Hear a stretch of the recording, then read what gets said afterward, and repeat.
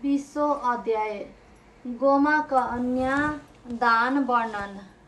कुमारजी आगे गर्नुहुन्छ। हे अगस्त्य मुनि, गोमाले भिक्षुक रूप श्री महादेवको श्राप पाई अति चिन्तित भई उनी रोइरहेकी थिइन्। त्यहाँ उपरान्त गंगा स्नान गर्न गएका शिवभट्ट ब्राह्मण र सती ब्राह्मणीले स्नान गरी हरिहरको पूजा गरी सुवर्णादि नाना द्रव्य दान गरी घर फर्कँदा गोमा रोइरहेकी देखि सोधे, हे पुत्री, किन रोइस्?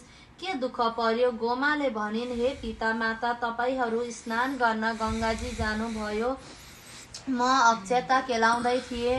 भिक्षुक आई भिक्षा मागे। म अक्षता केलाई भिक्षा दिन्छु।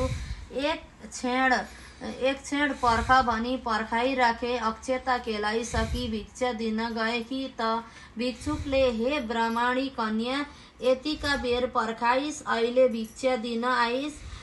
त्यो भिक्षा लिन्न दिने भए तेरा बाबाका लागि पूजा गर्न भनी तैँले केलाइराखेको